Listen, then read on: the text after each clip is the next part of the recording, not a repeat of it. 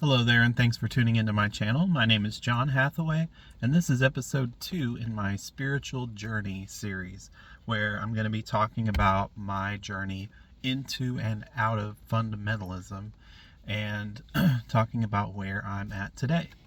So, if you didn't happen to watch the last episode or my first episode on my spiritual journey, I would encourage you to go back and watch that either before you watch this or after. Doesn't really matter, but it just helps for you to have that context.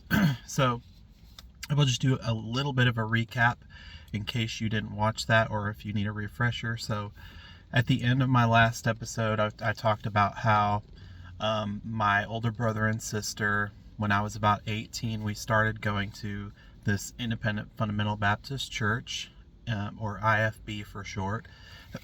And so we were going to this church pretty consistently, and this is bearing in mind that I grew up in a home where we were kind of like non-denominational Christians. We didn't really have a church home. We kind of just did more like home Bible study and things like that. and I was homeschooled, very conservative home, things like that. So we started going to this Fundamental Baptist Church, and really enjoyed it because this was a season in my life where I started to first experience a little bit of freedom as like a young adult, where we weren't living with my parents really. We were living in one of their houses, but this was a new house that they bought, and my older brother and sister, they had us move into that home to kind of prepare it as my dad was getting ready to retire. But then things changed, and he didn't wind up retiring, but that's for later on. Anyway, so we're in this house in Tennessee. We're going to this church, and we really, we're having fun kind of just experiencing young adulthood without having a whole lot of restriction.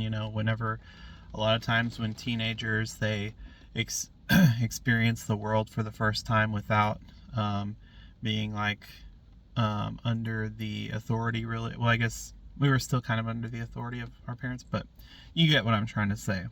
A lot of times when people go through that stage, it feels like liberating and stuff like that. And we started making a lot of friends at this church, and after hearing a lot of messages about like in the church, you would hear these different sermons and messages about like salvation and like knowing for sure that you are on your way to heaven. And they would often, like at the end of the service, they would have these what are called like altar calls or invitations, where you're invited. Like they might ask you, they'll tell everyone like close your eyes, bow your heads as the sermon is wrapping up, and they might say like, I want you to raise your hand if you are 100% certain that you are on your way to heaven. And they said like this, that's not to like boast or anything, but we just want everyone to know that you're certain that you're on your way to heaven. And I didn't really know that at the time. I grew up with the belief that how I was raised was essentially that like heaven and hell are more based off of like how you live your life. And if you live a mostly good life and you believe in God and things like that, believe in the Bible, as long as you do your best, and your good works or your good deeds outweigh your bad ones, then you would go to heaven, and vice versa. So that was kind of my understanding at the time of what heaven and hell was. But that started to change as I started hearing these messages about like, do you have a personal relationship with Jesus, and have you asked Jesus into your heart, and all that kind of those things. So I started to like question my own salvation, wondering if I was really saved, or if I was like just deceived into thinking that I could like work my way to heaven or something. And long story short, well, I wrestled with this for about a month, had a lot of sleepless nights. Well, not sleepless, but a lot of nights where I stayed up late reading the Bible, woke up early the next day reading the Bible and praying and, just asking that God would have mercy on me because I didn't know if I was saved. And then one day I just felt like I had to go forward during a Sunday morning sermon after the sermon when they gave the invitation for you to ask Jesus into your heart, and I did that. And honestly, like that was like the first night in like a month that I slept like very soundly. I just was like, I felt so much like liberation, and like just this huge burden was lifted off of me. I felt like, I didn't have to try to like pretend like I was a perfect holy Christian and things like that. And it kind of felt like I was putting on a show before that. And then now I felt like, okay, I'm actually saved. And I was, very thankful and everything. Now, after that, I said we made a lot of friends at this church. So, my friends were very happy for me. And one friend in particular that happened to be, she was my sister's best friend, but she was also close with me and my brother. Well, one time, we were talking about my salvation and stuff like that, and then she noticed that, like, I think I was talking about like some music that I liked, like I was talking about Coldplay or something like that. Nothing crazy, like, I mean, not I would even say like that today I would say that like even AC/DC is not really that crazy of music or whatever, but a lot of fundamentalists would think it's like satanic music. But yeah, it wasn't even anything like remotely like hard rock or heavy metal or gangster rap or anything like that. It was just alternative soft rock music like Coldplay. Maybe I would listen to the Eagles or the Beatles, or like some classic 80s music, pop and things like that. And so this friend, she started like saying like, well, why do you listen to that? And I just said, well, I like it. It's just music that I like to listen to. And she would like say like, don't you feel like it's like not giving glory to God or something to that effect? And I had never really honestly thought about it like that until she said something. And so I was like, well, yeah, maybe you're right. And then she kind of started talking about how like music can be like a tool that Satan uses to pull you away from God and things like that. And if you don't listen to if you listen to music other than Christian music, then that can be a trap of Satan or whatever. So I was kind of like guilt tripped into adopting this conviction or this standard for myself. It wasn't really a personal conviction that I had, or like I didn't feel like like this was a weakness or a stumbling block for me. Maybe it was for her because she came from like a broken home and they listened to a lot of this like heavy metal and AC/DC and things like that. And her dad wasn't around for most of her life. She was just around a lot of like negative, so I guess she probably associated that music with a lot of negative things. So I didn't necessarily have that same experience, so I can understand where she's coming from looking back. But that wasn't a personal, like, I didn't feel like that was a problem I had.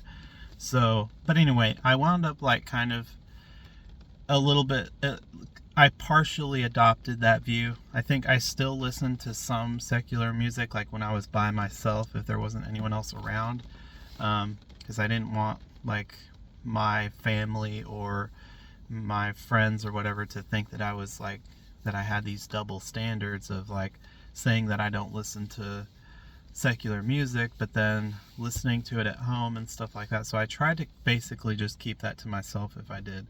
Or I would listen to like instrumental music, which I talked a lot about that on the episode I did about double standards in the Unmasking Religion series.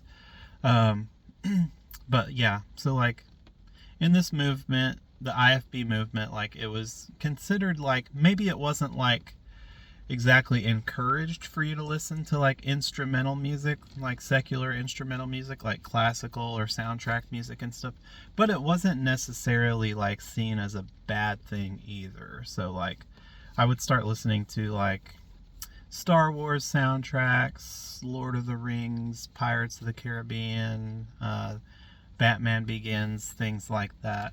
I would listen to these different soundtracks because they didn't have lyrics, and somehow that made it okay. Now, fast forwarding about a year and a half, we wound up leaving that church because a situation with my family. My grandfather, he started, I think, he became like diagnosed with cancer or something like that. So my dad wound up postponing his retirement, and he was able to get a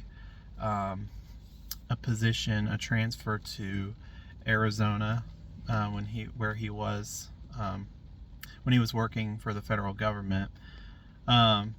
And in that job, yeah, so they were able to get him transferred to an office in Arizona that would be closer to his parents and to my mom's parents and a lot of their family and stuff.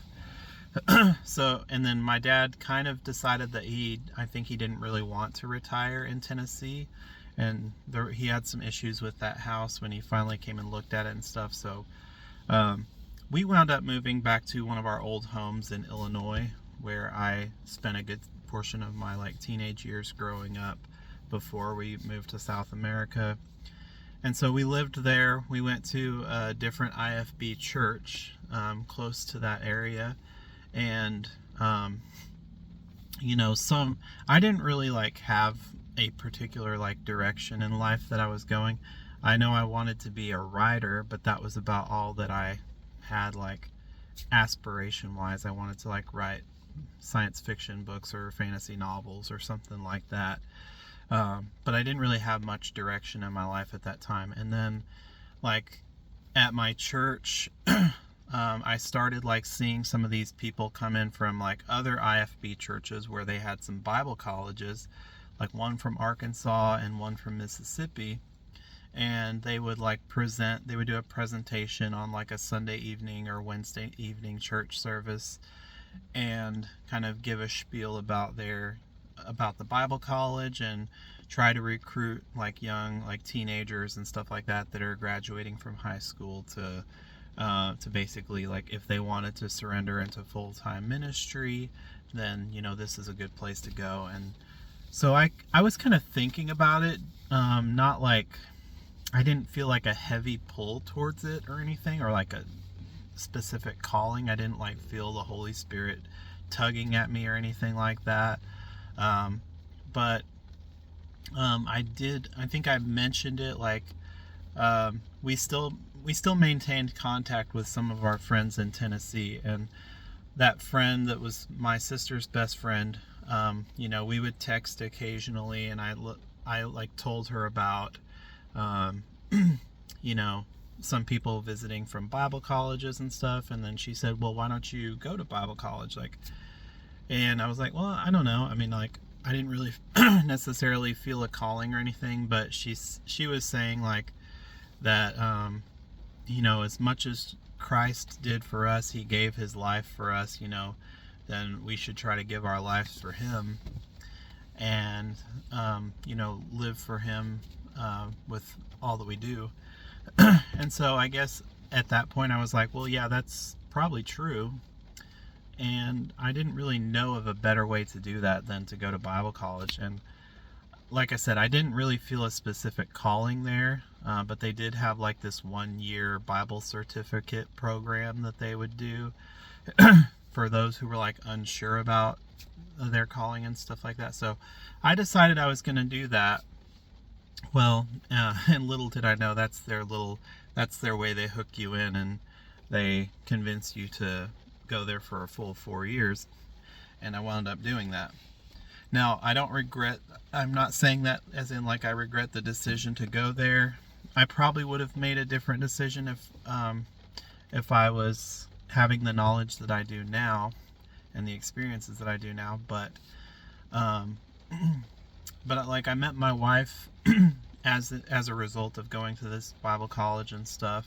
So I'm thankful for it in the end, and I think everything happened the way it did for a reason. And I learned a lot from that experience.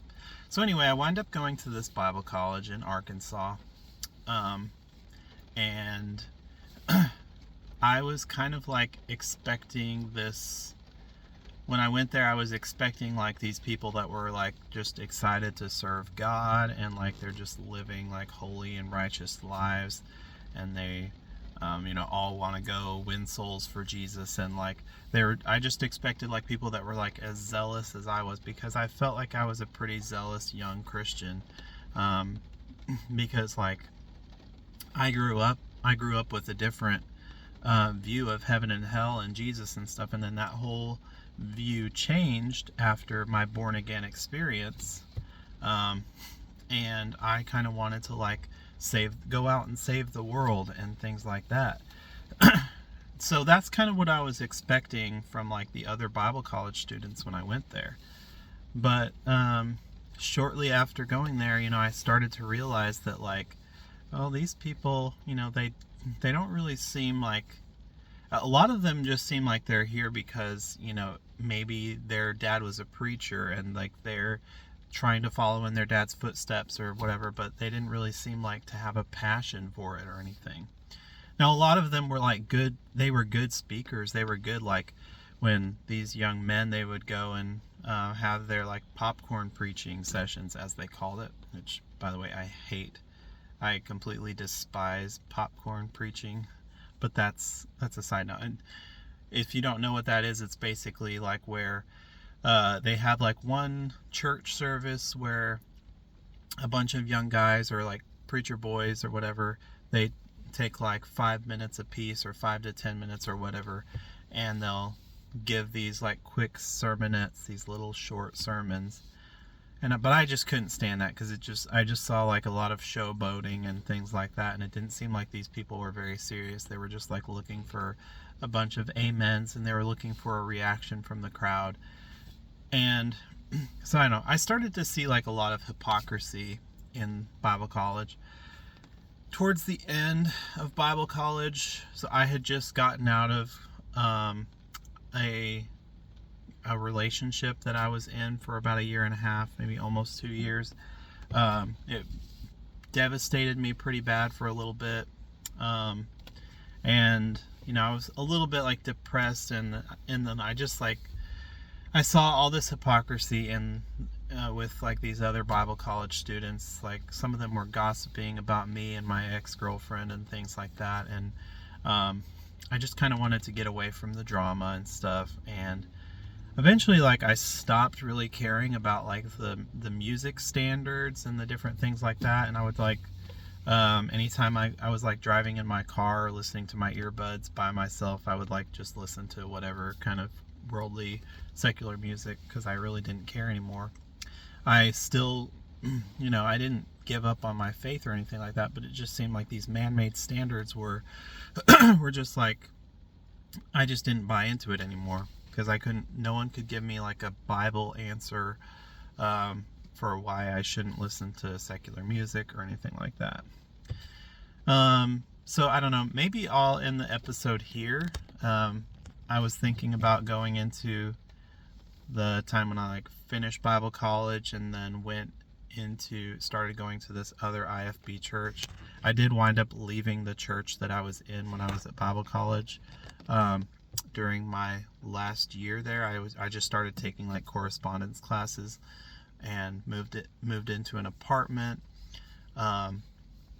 This was when I met my wife, and then like we started dating at the time and stuff like that.